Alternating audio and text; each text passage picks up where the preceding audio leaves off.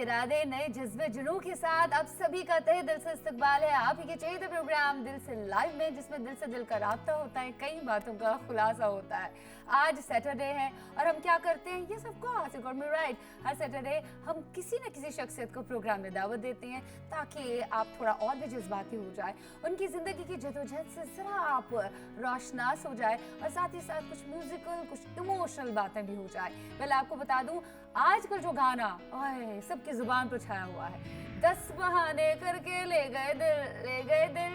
Yes, 2005 में 10 film प्रदर्शित हुई थी बॉक्स ऑफिस पर, सुपर डुपर हिट साबित हुई। विशाल शेखर का जबरदस्त संगीत था और 15 साल बाद आज जब रिक्रिएट हुआ ये गाना और दूसरे एक्टर्स पर फिल्माया गया, यानी भागीरथी में 2.0 वर्जन इस फिल्म का, इस गाने का आ गया है, तो हर एक की जुबान पर छाया हुआ ये गाना अब 15 साल के बाद सेम मैजिक क्रिएट करेगा, किसे पता था। और ये मैजिक क्रिएट कराने वाले विशाल शेखर के साथ जो नगमे निगार, गीतकार थे, शायर थे, उनका नाम यस पंछी जड़ौली, जो आज हमारे स्टूडियो में खास मेहमान बनकर आए हुए हैं हमारे दिल से लाइव में। आइए स्वागत करते हैं इनका। आपको बहुत बहुत खैर मकदम है हमारे दिल से शो में।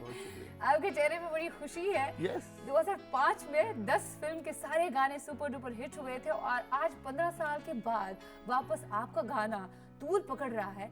सबसे बड़ी बात ये है कि मिलियंस ऑफ व्यूज इसके हुए हैं और एक और बात, पुलिस वालों में भी जरा फेमस हो गया ये। You looked at me, I looked at you और हो गई ये मुश्किल। मुझे लगता है कि हर ट्रैफिक पुलिस को अपना कैप्शन बना लेना चाहिए। Hashtag road safety, wear helmet.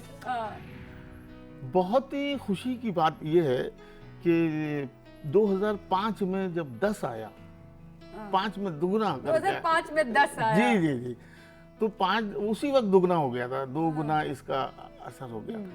उस वक्त मिलियंस के और इसके उसके कॉन्सेप्ट थे नहीं, गाना अपनी दम पे हिट होता था और जो भी पोटेंशियल था 30 सेकंड तक प्रोमो वाला कॉन्सेप्ट आ गया था। लेकिन ये जो मिलियंस हैं, व्यूज हैं, इंस्टा फॉलोवर्स, इसका दौर नहीं था। तो बहुत खुशी की बात है। सबसे ज्यादा खुशी की बात यह है कि इस गाने को जिस तरह से हम लोग चाहते थे उस तरह से रिक्रिएट तो यू आर हैप्पी? या वेरी मच हैप्पी, क्योंकि क्या है, रिक्रिएशन के नाम पे जो होता है वो उसके तो हम लोग जरा से खिलाफ। जरा से नहीं, जरा से तो कहने वाली बात है, बहुत खिलाफ है। जरा से फेवर में थे। अच्छा, जरा से फेवर में थे लेकिन ज्यादा खिलाफ थे। कहीं ना कहीं आप खुश हैं इस बात से कि जिस तरह से रिक्रिएट हुआ है, क्रेडिट्स में भी विशाल शेखर का भी नाम है, के का, शान का, आपका, so you are happy? I am happy क्योंकि गाना जो है वो बहुत सलीके से और इतने अच्छे विजुअल्स हैं इस बार भी, और जो ओरिजिनल था उसकी कोरियोग्राफी के साथ सारी चीज़ों के एक पूरा एक कॉम्बिनेशन था और बहुत विशाल कॉम्बिनेशन था। विशाल कॉम्बिनेशन। और विशाल शेखर का तो म्यूजिक वैसे भी सुपर डुपर हिट होता ही है और उनके साथ आपकी शुरुआत हुई थी स्टॉप फिल्म से, और स्टॉप फिल्म जब शुरुआत होती है my career start from stop, ये एक अच्छी सी बात लगी मुझे उन्हीं के साथ। अच्छा, वो स्टॉप फिल्म में जगजीत सिंह साहब, बहुत ही माया नाज गजल गायक, उन्होंने आपकी जो लिखे हुए नगमे हैं उनको अपनी आवाज दी। कैसा महसूस हुआ तब आपको? मैं तो रोने लगा था भाई, जगजीत साहब की एंट्री और मेरे वो सब ख्वाब, जो जगजीत साहब होंगे तो कौन से कपड़े पहन के जाऊं, क्या करूं, कैसे वो आएंगे तो मुझे उनसे कैसे आदाब करना है, कैसे उनसे गुफ्तगू करनी है, बहुत सारी चीज़ें सोच रहा था। लेकिन जब वो आए और 5-10 मिनट में ही मुझे ऐसा लगा कि बरसों का याराना है हमारा उनके साथ, इतना फ्री कर दिया। ये इतने बड़े लोग थे, जगजीत साहब ने मुझे गाया, मेरी नज़्म गाई, विशाल शेखर साहब का म्यूजिक था और बहुत खूब गाया। आपने जो भी किया है इंडस्ट्री में अपने बलबूते पे किया है और इतना अच्छा नाम कमाया है, आपके अंदर हुनर है, कला है, लेकिन बावजूद इसकी आप थोड़ा लाइमलाइट से पीछे रहे। मैं कामों पे ज़्यादा यकीन करता था कि मैं काम करूँगा, काम रिकग्नाइज्ड होगा, तो मुझे भी उसका कोई ना कोई फायदा पहुंचेगा, और ऐसा हुआ भी।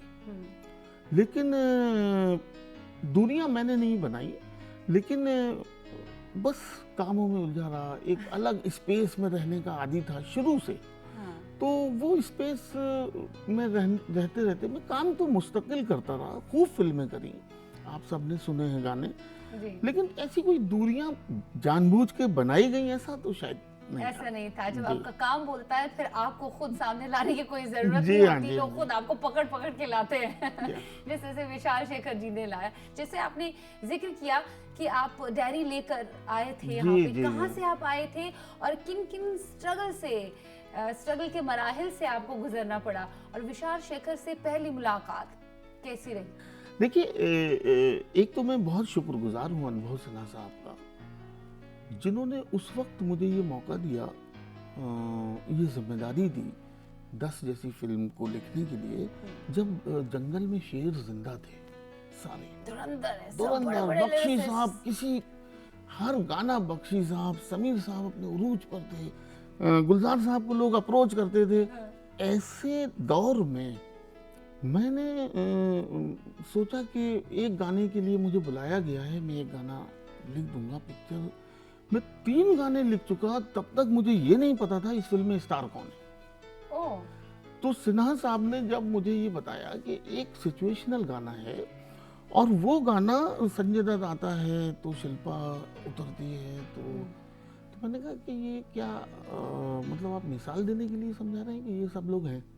ये कौन से वाले गाने की? क्योंकि सारे गाने छम से वो आ जाए, उसमें वो एक गाना ऐसा था जिसमें फिल्म के सारे स्टार थे। सो हम ये कह सकते हैं विशाल शेखर तक पहुंचाने के लिए जरिया जो बने अनुभव सिन्हा साहब बने, और रूप कुमार राठौर साहब का मैंने पहला गाना लिखा था जी। उस एल्बम का नाम था मितवा। उन्होंने मुझे उंगली पकड़ के इस इंडस्ट्री में चलना सिखाया, और यहाँ पर धुन पे लिखने का कल्चर था। पहले धुन बन जाती थी, बाद में गाने बनेंगे, और आप ये कोई समझ नहीं मैं इस स्किल से वाकिफ नहीं था। हाँ। रूप कुमार साहब मुझे अपने म्यूजिक रूम में, घर पर, हारमोनियम पे मुझसे कोई भी धुन बजा के गाना लिखवाते थे। कहते ये कहीं रिकॉर्ड नहीं होगा, ये आपकी ट्रेनिंग है, ये ही चलता है। ये 98 की बात है, 22 साल पहले। खैर आगे बढ़ते हैं, कुछ और बातें करते हैं। अच्छा, मैं कुछ ट्विस्ट आपकी लाइफ में लाना चाहूंगी। मैं इम्तिहान नहीं लेना चाहती हूँ। जी। पुराने दौर में, रफी साहब के दौर में हम चले जाते हैं, जब शैलेंद्र साहब थे, बड़े बड़े धुरंधर, गोपाल दास नीरज, शैलेंद्र साहब और शंकर जयकिशन, दोनों की जुगलबंदी बहुत अच्छी होती थी। और उस जुगलबंदी में एक ऐसा गाना आया, याहू कोई चाहे मुझे जंगली कहे, याहू शुरुआत। उसके बाद जो भी लिरिक्स हैं शैलेंद्र साहब के, लेकिन यहाँ आपको अपने लिरिक्स जोड़ने हैं। मुझे ऐसा लगता है कि याहू और खुशी, अगर हमको आपसे जो भी कहना है और अगर आपने उसमें यस बोल दिया है तो हमारे मुंह से यही निकलेगा, याहू। और वो ऐसे निकल सकता है, गाना है हमको कहना है, तुमसे कहना है, सारी उम्र यही बात, जो तैनू मंजूर है वो मैंने भी मंजूर है, याहू। It sounds great, बड़ा अच्छा लग रहा है। फिलहाल हमें लेना पड़ेगा एक छोटे सा ब्रेक। पंछी जी, हम लेंगे एक छोटे से ब्रेक के पार। देखते रहिए अपना चहेता प्रोग्राम दिल से लाइव।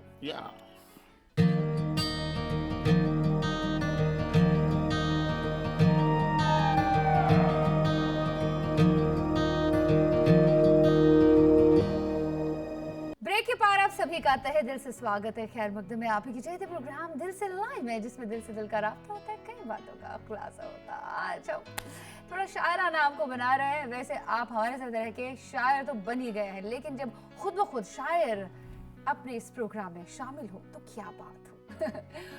बहुत बहुत स्वागत है ब्रेक के पार आपका। अच्छा लग रहा है आपके साथ बात करते हुए। एक और गाना मैं लेना चाहूंगी, वो है उफू खुदाया, जब फूल खिले, सुपर डुपर हिट, ऊपर से आनंद बख्शी साहब लिरिसिस्ट। ये देखिए, ये गाने हम लोगों को पता है अभी तक, और हमेशा जिंदा रहने वाले गाने, लेकिन ये साउंड उफू खुदाया, ये साउंड ऐसा है कि जब हमारे अंदर की कैफियत किसी को आवाज देती है तो वो आवाज उफ्फू खुदाया ही होता है, मुझे लगता है। इसको अगर हम इस जमाने की लिरिक्स के साथ कुछ जेल करने का सोचे तो उफ्फू खुदाया, दिल कुछ कहता है लब कुछ कहते हैं, बहके से हम होते हैं, जो कहना चाहें वो कह भी पाएं, ऐसे लम्हे तो कम होते हैं। वाह क्या बात। प्यार में कोई खेल नहीं है, ऐसा जो हो जाए छम से वो आ जाए, छम से आ जाए, छम से वो आ जाए, उफ्फू खुदाया। तो उफ्फू खुदाया साउंड यहाँ पर मुझे लगता है कि इस बैठेगा, इस तरह yes, के yes. गानों के साथ मेल खाएगा। खैर आपने तो यूथ को बहुत कुछ दिया है। अगर हम ये कहें कि आप उन लिरिसिस्ट्स में हैं बॉलीवुड में, हिंदुस्तानी सिनेमा के, जिन्होंने अपनी शायरी में थोड़ा मॉडर्न टच भी दिया, लेकिन वो शुद्धता जो है, वो कैफियत जो है शायरी की, वो बरकरार रखी, उसके साथ छेड़छाड़ नहीं किया। मैं एक मिसाल दूंगा। हाँ, जरूर। जैसे दीदार दे एक सॉन्ग है, उसका नाम है आइटम सॉन्ग, ठीक है। तो पहले जमाने में कैबरे हाँ, सॉन्ग्स कहा जाता था, yes. आदि बरबंदा के जमाने में बाद में आइटम सॉन्ग्स का खिताब दिया गया है। तो उसका मतलब हम लोग जो जानते थे वो ये जानते थे कि एक 4-4-6-8 का साउंड होगा और उसमें एक लड़की होगी जो, या तो डबल मीनिंग कोई लिरिक्स होगा, ये सब आइटम सॉन्ग होगा। बट दीदार दे गाना जब बना, उसमें पूरी शायरी करने की मुझे इजाजत थी अनुभव सिन्हा साहब से भी, विशाल शेखर साहब से। अभी कोई दिल में जश्न हुआ है, अभी कोई ताजा जख्म मिला है, वाह। अभी खामोशी भी खामोश सी है, अभी कोई मुझको सोच रहा है, बेचैनियां बेताबियां करने लगी सिंगार वे, दीदार दे। दीदार दे, दीदार ये दे, आइटम सॉन्ग था। आपके कहने का मतलब है आप आज के दौर में भी आइटम सॉन्ग बनाओ, लेकिन उसमें शायरी भी बरकरार रखी जा सकती है, रखी जा सकती है, बिल्कुल। जैसे गुलजार साहब ने किया है, करना चाहिए। मैं गुलजार साहब ने किया है, जावेद अख्तर साहब ने किया है। मैं उनको गुलजार साहब को गुरु मानता हूँ। बिल्कुल। सो लवली, अब यहाँ पे बात जरूर हम करना चाहेंगे उस एक गाने की जिसने हर एक को रोने पर मजबूर कर दिया, Bhare Naina, from the film Raavan, one of the best emotional songs। हो जाती हैं चीजें। तो वो गाना किस तरह से आपने लिखा?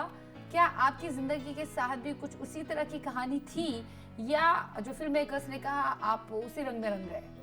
एक साइंस फिक्शन मूवी जिसमें सारा रोबोटिक है, सारा रोबोटिक है और ये है, और वो अचानक भरे नैना गाना आता है, जज्बाती गाना डाल रहा हूँ। यस यस यस, मतलब हम अनबिलीवेबल था हमारे लिए भी कि ऐसी मॉडर्न, सुपर मॉडर्न पिक्चर आज के दौर की साइंस फिक्शन, उसमें जो है एक गाना चाहिए फोक लैंग्वेज में।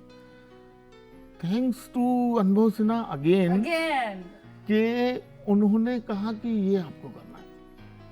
मैंने उस कैफियत को लिखा जो फिल्म की सिचुएशन थी कि शाहरुख खान के पास में बिल्कुल वक्त नहीं है, कुछ इन्वेंट कर रहे हैं, और करीना और फैमिली और दूरियां, और अचानक एक हादसे में शाहरुख खान साहब का इंतकाल हो जाता है, उसमें एक लाइन थी, 52 तरह से ये जी मनाया, आज हुन खोजें तोरी राहें।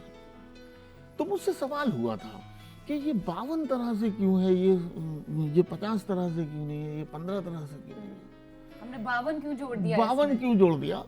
तो 51 हो सकता है, 19 हो सकता है, 20 हो सकता है। तो क्यों है ऐसा, मतलब 52? तो मैंने तो सोच के लिखा था, मैंने साउंड की वजह से नहीं लिखा था कि 52 का साउंड अच्छा लग रहा है, नो। शाहरुख खान वक्त नहीं दे पाते थे फैमिली को, वीक में एक दिन देते थे, और अचानक उनकी डेथ हो गई, ठीक है। तो साल में 52 वीक होते हैं जो वो मिस कर रही है।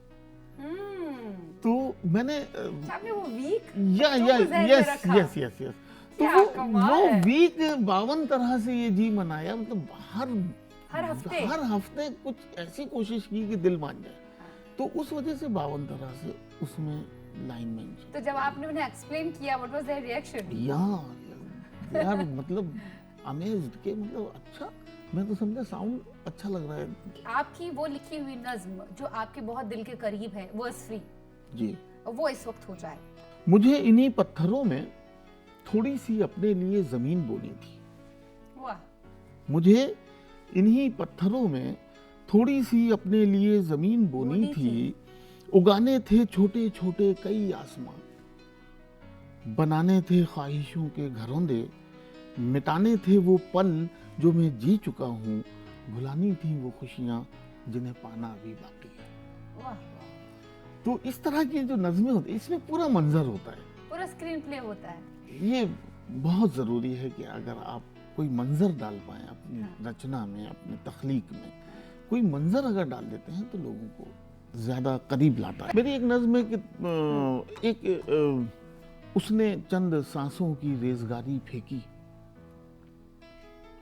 और हम निकल पड़े जिंदगी खर्च करने। वाह। उसने चंद सांसों की रेजगारी फेंकी और हम निकल पड़े जिंदगी खर्च करने। बस अक्सर यूं हुआ, जो चीज भी पसंद आई वो मौजूदा रकम से ज्यादा की निकली। वाह वाह, सो लवली। अच्छा, आज के जदीद दौर में जो हो रहा है उस जी। पर कुछ लिखा है आपने? मौजूदा हालात पर मैं सिर्फ इतनी सी बात कहूंगा कि